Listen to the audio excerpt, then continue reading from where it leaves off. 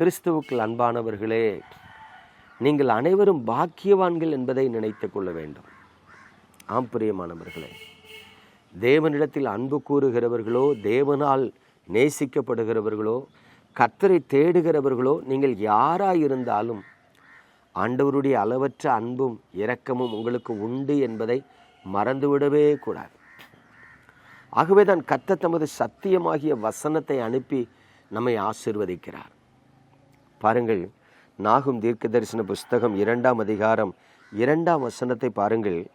வெறுமையாக்குகிறவர்கள் அவர்களை வெறுமையாக்கி அவர்களுடைய திராட்சை கொடிகளை கெடுத்து போட்டாலும் கர்த்தர் யாக்கோபின் மகிமையை திரும்பி வர பண்ணுவது போல் இஸ்ரவேலின் மகிமையையும் திரும்பி வர பண்ணுவார். பிரியமானவர்களே, இங்கே வேதம் நமக்கு ஒரு அழகான சத்தியத்தை சொல்லுகிறது. வெறுமையாக்குகிறவர்கள் அப்படின்னா யாரு? சத்துரு, விரோதி, பகைஞன்.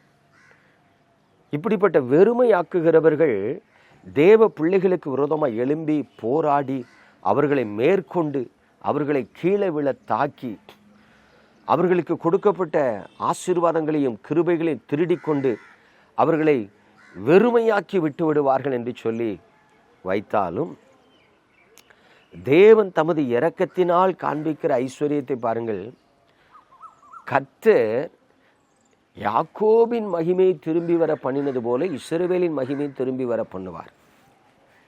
அதாவது உலக பிரகாரமான ஆசீர்வாதத்திலோ அல்லது ஆவிக்குரிய ஆசீர்வாதத்திலோ ஏதோ ஒரு காரியத்தின் நிமித்தமாக நீங்கள் துன்பப்பட்டு அந்த ஆசீர்வாதங்களை இழந்து போனவர்களாக இருந்தால், சிலர் பாருங்க, நல்ல வீடு வாசல் என்று வசதியாக வாழ்ந்திருப்பாங்க.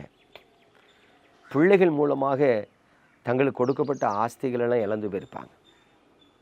எனக்கு தெரிந்த ஒரு மனிதன், நான் வசிக்கிற அந்த நேசரத்து பட்டணத்தில் இருக்கிறார். மிகப்பெரிய செல்வந்தன், 2-3 தலைமுறையாக அவர் பெரிய செல்வந்தர். அப்படி ராஜா போல வாழ்ந்து வந்த அந்த மகன் தன் மகளை ஒருவனுக்கு திருமணம் செய்து கொடுக்கிறான். அவன் ஒரு பெரிய குடிகாரன். பாருங்கள், அந்த குடிகாரன் நிமித்தமாக இந்த மகள் பாடாப்பட்டதினால் இந்த தகப்பன் தன் மகள் நன்றாக இருக்க வேண்டும் என்று கொடுத்து கொடுத்து கொடுத்து ஒரு கட்டத்துக்கு மேலே கொடுக்க முடியாத நிலை வந்து தன் ஆஸ்திகளை எல்லாம் விற்று கொடுக்கிற நிலைமைக்கு தள்ளப்பட்டார். வெறுமையாக்குகிறவன் எப்படி வந்து வாழ்க்கையை வெறுமையாக்கினான் பாருங்கள். அதே போல எனக்கு இன்னொரு நபரை தெரியும்.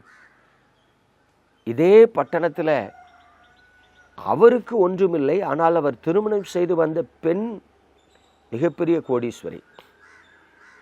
அந்த மனைவியினுடைய தகப்பனார் மிகப்பெரிய செல்வந்தர். அவருக்கு பல கடைகள் இருந்தது. ஒருவேளை வட்டி கொடுக்கிற கடை வச்சிருந்தாரு.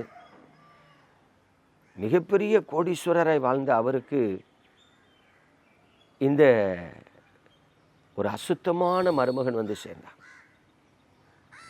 பாருங்கள், இவர் இங்கே இருந்து அசுத்தமான பாவங்களை செய்வதற்கு கார் பிடிச்சு நாகர்கோவில், திருவனந்தபுரம் என்று சொல்லி போவார். நான் சொல்லுகிறது 90 காலகட்டத்தில் வாரந்தோறும் தன்னிடத்தில் இருக்கிற ஆஸ்தியை எடுத்துக்கொண்டு பாவத்தை தேடி ஓடுவார். ஒரு காலகட்டத்தில் சொந்த வீடு இல்லாமல் அவருடைய வீட்டையே விற்று அந்த வீட்டில் வாடகைக்கு இருக்கும்படியான பரிதாபமான சூழ்நிலைக்கு தள்ளப்பட்டார். யோசித்து பாருங்கள். ஏதோ ஒரு விதத்தில் பிசாசானவன் மக்களை அடிமைப்படுத்தி அவர்கள் செல்வத்தை வேரோடு புடுங்கி விடுகிறான், சரீர சுகத்தை புடுங்கி விடுகிறான், ஆசீர்வாதங்களை புடுங்கி விடுகிறான். வேதம் அதைத்தான் சொல்லுகிறது. வெறுமையாக்குகிறவர்கள் அவர்களை வெறுமையாக்கி விட்டாலும், ஒன்றுமில்லாத சூழ்நிலைக்கு தள்ளப்பட்டாலும் கர்த்தர் திரும்பி வர பண்ணுவாராம், மகிமையை திரும்பி வர பண்ணுவார். பாருங்க பிரியமான தேவனுடைய பிள்ளைகளே, சில சொல்லுவாங்க தெரியுமா, ஒரு காலத்தில் அந்த குடும்பம் எப்படி வாழ்ந்துருந்துச்சு தெரியுமா?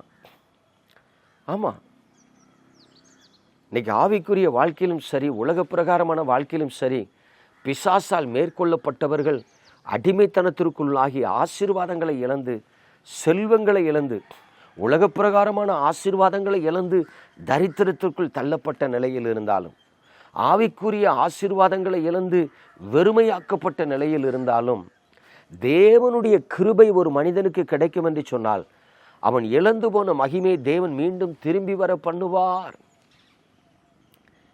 பிரியமானவர்களை, நான் இருக்கிற பட்டணத்தில் பல குடும்பங்கள் செல்வந்தர்களாய் வாழ்ந்து ஒன்றுமில்லாமல் போனதை பார்த்திருக்கிறேன். ஆவிக்குரிய வாழ்க்கையில் ஊழியக்கார குடும்பங்களாய் இருந்து பாவிகளான பிள்ளைகளையும் பேர பிள்ளைகளையும் கொண்டதை பார்த்திருக்கிறேன். 2 விதத்திலும் வறுமையாக்கப்பட்ட குடும்பங்களை பார்த்திருக்கிறேன்.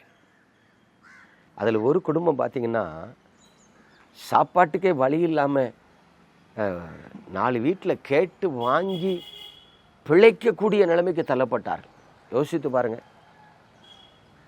ஆனால் அந்த குடும்பத்தில் ஒரு பையன் ஆண்டவரை தேடி பெங்களூரில் வேலைக்கு போய் பாருங்க, அதே பட்டணத்தில் அவங்க இழந்து போன ஆஸ்திகள், மேன்மைகள், அந்த மகிமையை மீண்டும் திரும்ப கொண்டு வரக்கூடிய அளவுக்கு செல்வந்தனாக எழுந்தான்.